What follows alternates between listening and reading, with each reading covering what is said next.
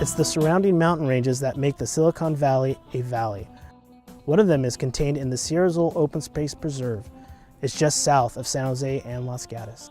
For the first time since the Amu tribe inhabited and cared for this land over 200 years ago, Sierra Azul Summit, one of the highest peaks in the Bay Area, Mount Umunhum, is now open to the public. For millions of years, Mount Umunhum has been shaped by the close proximity of the San Andreas Fault system. The mountain's unique geology and low nutrient soils are home to many rare native plants. It's a huge preserve and a mountain full of stories. Most of us know Mount Umunhum only by the tower that's on the summit. There are many stories to be told, but we'll start there.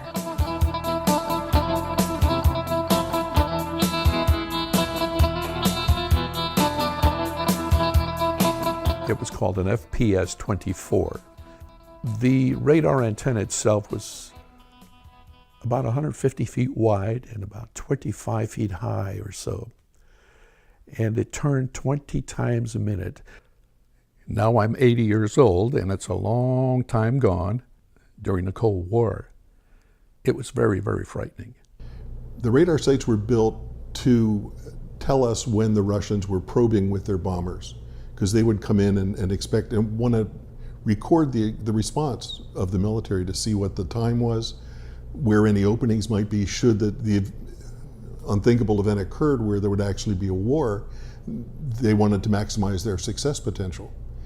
So in the early days, there were the plexiglass shields and the guys writing backwards with grease pens, and they were actually calculating the fuel burn rate of the planes that were going out to intercept the Russian bombers. They were responsible for telling them, okay, you've only got X number of minutes of fuel left, time to turn around and come back. Well, say a Russian bomber is coming in, that huge thing, that Tu-95 carrying atomic weapons. That particular airplane or flight of airplanes would be picked up by interceptor jets. F-100s, they carried atomic weapons, by the way. Here's the incoming flight, and he'd pass them and do a 20-degree turn, shoot an atomic weapon. His partner would do the same thing. Behind him, shoot another one. Now these rockets called genies would, with atomic tips, would have a kill radius of 2 miles. So in other words, one little rocket would knock out a flight of airplanes. The normal manning of a radar site, usually around 125 people enlisted and officers. Areas like Almaden, where you had families living up there also, you could have probably 220 people living up on the site in the base housing. So that mandated that there was some things for people to do up there. So that's why you had the swimming pool and a 2-lane bowling alley. And you can imagine being a kid up on that hilltop with all those amenities, and they just had a blast. There was a Boy Scout troop up there and do all kinds of camping things and hiking around the mountain.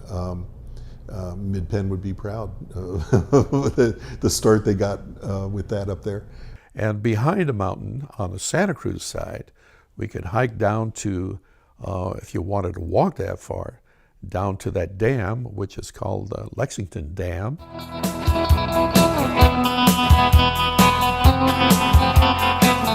The air station has largely been demolished and the land is mostly restored, but we've kept the tower. A trail system once again connects hikers, cyclists, and equestrians to the summit where Mr. Geronimo did his work. The lower pitches of the mountain have been used for years, and their uses have evolved considerably. Oh dear, there's a story here too. Okay, I know the mountain is hugely important to Air Force vets, Native Americans, hikers, birders, and biologists. But we cyclists love the mountain too, and here's one of our stories. Every fall, this man makes a post on the website of record for the mountain biking world. He throws down the challenge. Sometime in the next 5 months, ride your bike up what we riders call dog meat. It's the steepest part of 3 really steep trails that enter Sierra Azul from Los Gatos. If you can make it to the top without putting a foot down, without dabbing as we mountain bikers say, well then you report your happy success to Squasho, and he'll post a list of all successful riders when the contest is over. You'll be famous amongst the 20 or so that read this thread. It's all on the honor system, and yes, it's kind of silly, but how serious can a bunch of old guys in Lycra be?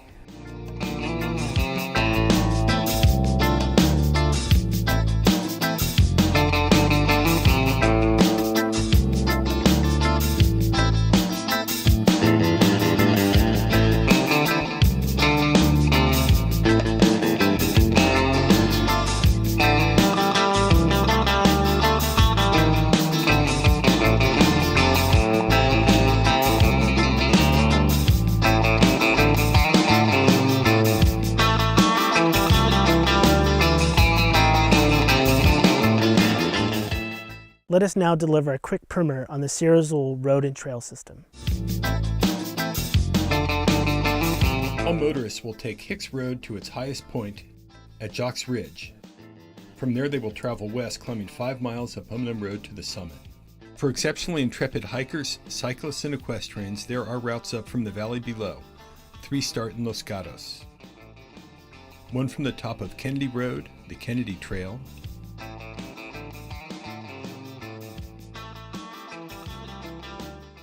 and 2 more come up from the Lexington Reservoir, the Priest Rock Trail, and the Lime Kiln Trail.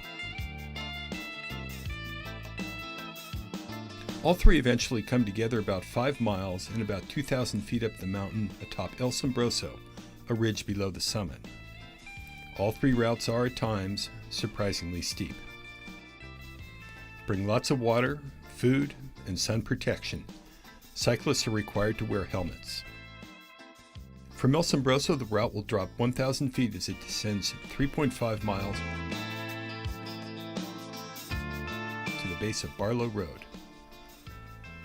One can also drive to the top of Hicks Road at Jacques Ridge, park, and then climb 600 feet over 3.5 miles on the eastern segment of the Woods Trail to the bottom of Barlow Road. Barlow, it's a lot like the routes up El Sombroso. For the most part, surprisingly steep, 2 miles and 700 feet of climbing.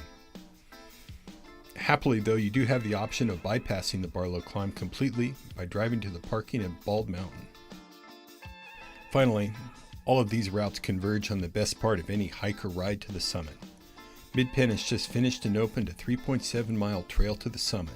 This modern, not-so-steep trail will lure visitors through watershed lands, 1,200 feet up Guadalupe Creek Canyon, past a spectacular overlook, and onto the summit. Oh, by the way, many of Sierra Azul's trails are part of the Bay Area Ridge Trail.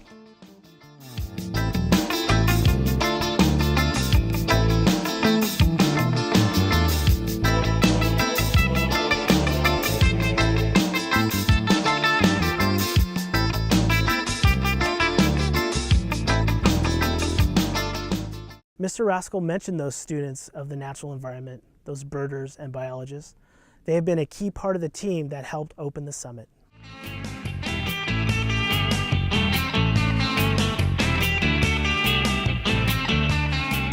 One of the things that's kind of special about going up a mountain like Mount Umunhum, that's a really tall mountain, is you have different creatures and different plants all the way along as you keep on going up. Because of the elevation, it's sort of like a layer cake of different communities of animals and plants. So one of the things that makes this place special is it's just taller than everything else. So there's, in a sense, an extra layer that you can't find in some of the other hills and mountains in the area. It's just because of its overall size and height. It makes it different from any place you can go to in the Bay Area. The other thing too is its placement in the Santa Cruz Mountains means that it has a dry side and a wet side because of where the moisture is coming in from the ocean. If we look at Bald Mountain up there, we see grassland, and it's so exposed that the wind dries things out there, and it's also right up on top, so gravity dries it out, and we have then a grassland top on that hill that makes it also a place where you might go and even see grasshopper sparrows, birds that you would not see if you went watching for birds over in this other hillside. So if you put it all together, it's like a mosaic of both elevational layers with sort of a wet and a dry side. Means that we have real diversity here that you cannot find in some other places in the Bay Area. We're on top of Mount Umunhum right now, which is an Ohlone word for hummingbird, the resting place of the hummingbird. And there's a reason why the people named the top of the mountain after the hummingbirds, is that the hummingbirds actually visually come to the top of the mountain when they're migrating, and they move through the ridges. And if you're sitting here in a lot of, the spring and in the fall, you will see hummingbirds zooming by, and numbers of them sometimes. And that's the reason why the people that used to come here named it after hummingbirds, because they would see these hummingbirds and figured it was a special place for the hummingbirds, and indeed it is. Hummingbirds love it up here. I was brought up here to Mount Umunhum about 5-6 years ago for the first time to look at bird populations in their communities. We found nesting purple martins. Purple martins are like a big swallow, and in California they're really quite rare and and declining in population. And they had not been seen as a breeding species in Santa Clara County for many, many years. And hopefully, if you come up here in the summer, especially between that May and July period, you'll see these big, dark swallows. Those are the male purple martins. And then the females are kind of grayish. And when they're not here, and let's say you come here in winter and you're thinking, well, where did those purple martins go? It's pretty amazing what they do. They actually fly all the way to southern Brazil in the time that they're not here. This is a really great place to see golden eagles. Red-tailed hawks, sometimes Cooper's hawks flying over. Up top here we have a lot of gray pine, and in these gray pines, sometimes if you're lucky, you'll see in the summer a red-breasted nuthatch, which is a bird of real high elevations in our part of the world. So the nuthatch tells you that you're on top of the world. So if you're coming up here with your family and you're taking a picture of some of the vistas, keep in mind that people weren't allowed up here for many years. What you're seeing is a brand new part of the Bay Area that's accessible to you. And not only is it a really cool looking place, but it's unique. This is one of the highest mountains we have in the entire Bay Area. So what you're seeing is really an image, a picture you wouldn't have been able to take before.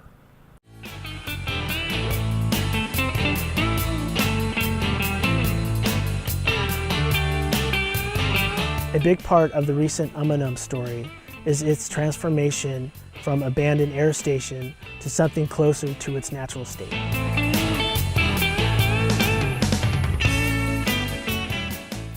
We started the public planning process to find out what the public wanted to see up there. And we interviewed 30 separate stakeholder groups. We had 18 public meetings, many committee meetings, many board meetings. And what we really heard from the public was they really wanted to see the view. They really wanted just to be able to relax, go up there, bring their families up there. You can see the Sierra Nevada from up there. It was a 3-part effort to get the site to look the way it does today. The first was to clean up the site, and that's removing the hazardous materials, about 300 dump truck loads that left the mountain. The next part was to actually dismantle all of the building materials, recycle as much as possible on site. 97% of the building materials were recycled, and only 3% went to the landfill. And then the final effort in getting the mountain to look the way it did was, of course, the construction. When the Air Force built out the radar station up there, they chopped off the top of it, if you will, and they used that as a platform for the Air Force Station. One of the main goals for us was to recreate as close as possible that natural topography, to recreate some of the natural drainages and swales and peaks to the extent we could, and then build the trails around that. So the visitor gets a more organic experience of actually reaching a summit peak. It was equally as important to us to revegetate using the native plant species. We collected seeds from the flowering plants that were adjacent to the area that we wanted to restore, grew those in a nursery off-site, and actually replanted those plants. Visitors will not see a lush green landscape because these plants have to go in the ground very, very small in order to survive. They have to go in small and then develop the fine root system from there. They have a much greater chance of survival. So what will appear to be a rocky, barren landscape, if visitors look very closely, they will see small plants everywhere. And we're asking people to please help us help the plants get established by staying on the existing paths, not taking shortcuts. When we started to develop the site plan for the summit, we wanted to honor all of those elements: the Native Californian history, the veterans' history, and the natural history. And we have the radar tower as a big symbol of the Cold War era Air Force Station. And we also have a Native American ceremonial circle. It's not just for Native Americans, it's for everyone's enjoyment. But it was developed and designed and built in collaboration with a local tribal band, the Umunhum, who have not had an opportunity to dance up there in several hundred years. I believe it's 200 years. And they're going to have the opportunity to do that as a result of this effort, which is a very exciting moment for everybody. I think visitors may not notice that we tried to keep a very low profile with everything we designed up there, but they're certainly going to feel it. They're going to feel that the mountain is the story. The views are the story. I want to jump in here with a note on the road. It's narrow, windy, and steep. When you drive it on your own, always observe the speed limit. On the way down, put your car in low gear and take your time. Watch out for bicyclists on blind curves.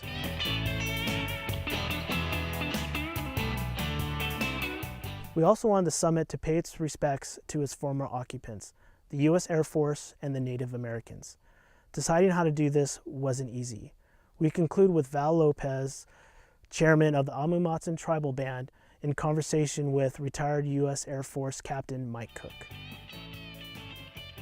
I grew up in Morgan Hill. The first 5-6 years of my life, I spent a time living in a tent along creeks and streams. It was a very small community, and I can remember, running away from home regularly and riding my bike like 6-8 miles up to Anderson Dam and spending the day up there, and then getting hungry and coming home. We have been in the area for 800, 900, 1,000 generations or more. And so it was, this is exactly where we belong. There was actual genocide to the Native people here in California. Today, the majority of our people live at or below poverty. The majority of our people work at minimum wage jobs. And then the other thing that we have, there's a thing called historic trauma. And historic trauma is where you have taken hope away from a people for 5, 6, 7 generations, where there's no hope to pass on to the next generation. There's no concept of love and taking care of each other. So a lot of our tribe today, what we're working on is restoring our health, our psychological, emotional, intellectual health, and that's only going to be possible through restoring our culture. That's what the summit looks like as of Friday. But the thing I've wondered about, there's been a little give and take over how this area should be used. And like it or not, you guys share the best real estate around right now. Can you make your peace with it, or is it? I'll let you go first. Yeah.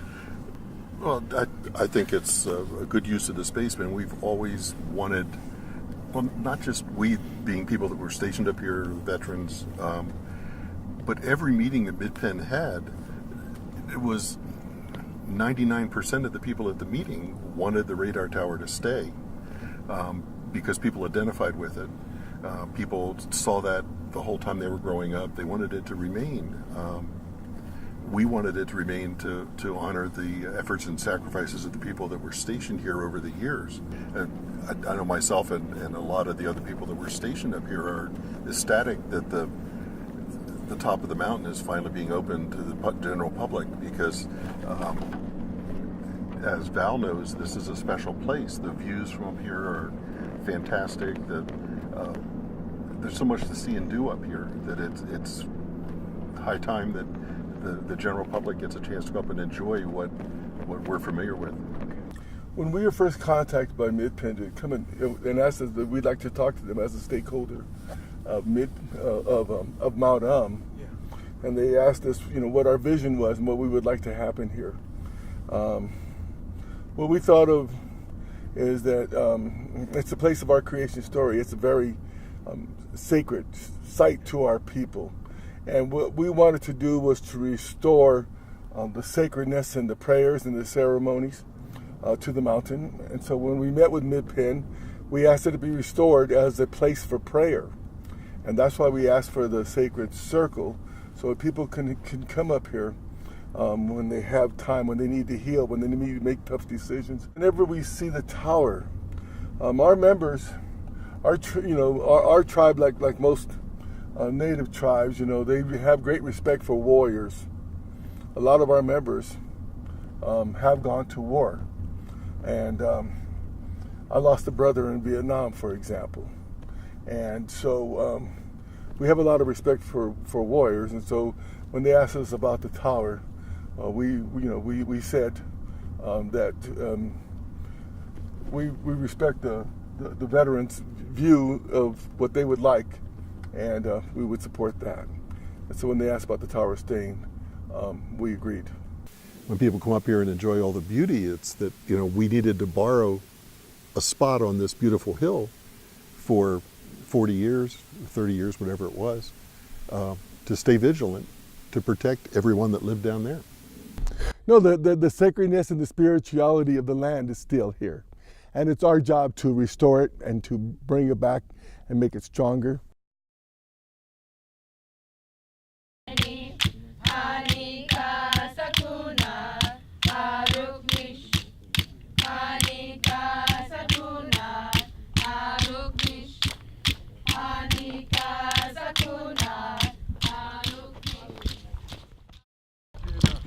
Oh yo, yo quiera.